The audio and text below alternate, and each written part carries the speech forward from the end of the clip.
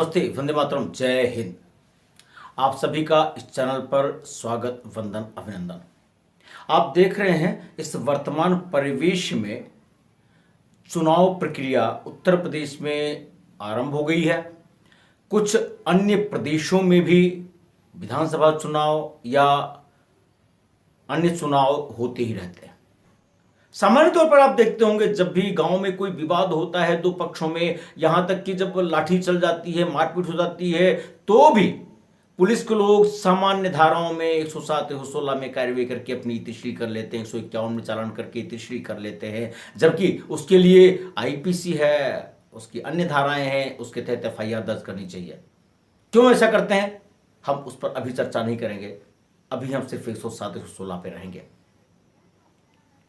जब आप 111 की नोटिस का जवाब देते हैं और यह सिद्ध कर लेते हैं कि नहीं, हमारे द्वारा लोक प्रशांति विक्षुब्ध नहीं होने वाली है, कोई अपराध का कारित होना मेरे द्वारा नहीं पाया जाएगा या उसकी संभावना ही नहीं है, तो जो एग्जीक्यूटिव मजिस्ट्रेट होते हैं वह उस पर एक आदेश पारित करते हैं। यह आदेश वो दो परिस्थिति में पारित कर सकते हैं।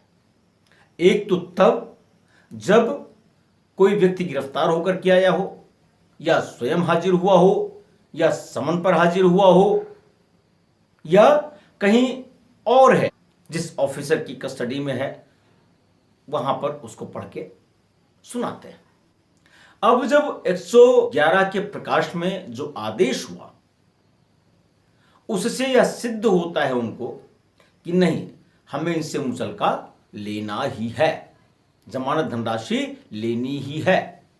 तो अगर वह व्यक्ति हाजिर है तब तो कोई बात नहीं, और अगर नहीं हाजिर है तो कार्यवाही करते हुए 116 में फिर इसकी सत्यता की जांच करते हैं।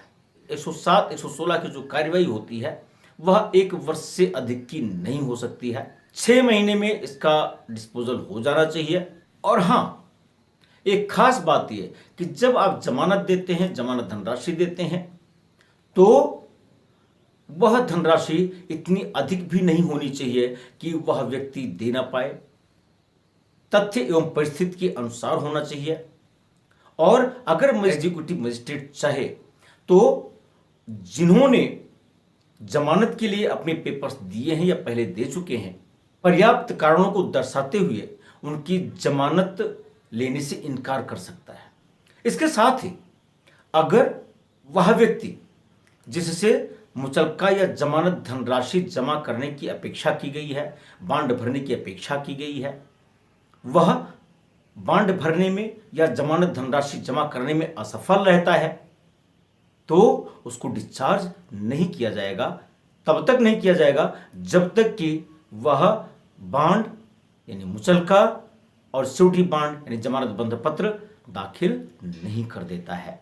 मान लीजिए वह व्यक्ति जब आदेश हुआ जमानत और बंध पत्र दाखिल करने का, नहीं दाखिल कर पाया, उसको जेल भेज दिया गया, और बाद में उसका जो बंध पत्र है, जमानत पत्र है, वह दाखिल हो गया, तो बिना विलंब के उसको डिटेन से मुक्त कर दिया जाएगा, यानी उसको छोड़ दिया जाएगा। और अगर नहीं छोड़ते हैं तो उसकी आर्टिकल 21 का भी उल्लंघन होता है, जीवन जीने के अधिकार का उल्लंघन होता है। एक बात और, यदि बिना कारण बताए यानी बिना 111 की नोटिस दिए अगर आपको अरेस्ट किया जाता है, डिटेन किया जाता है, तो यह आपके जीवन जीने के मूलभूत अधिकार का भी उल्लंघन है। इसलिए जब ऐसी कोई परिस्थिति आए तो आपको घबराना नहीं चाहिए, बल्कि कानून में जो आपको राहत की बात की गई है, आपको अपना जवाब देना चाहिए।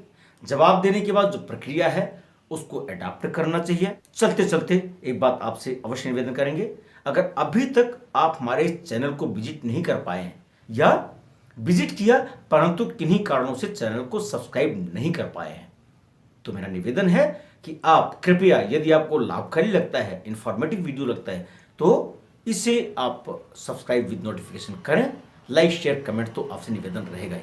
बहुत बहुत धन्यवाद। वंदे मातरम। जय हिंद।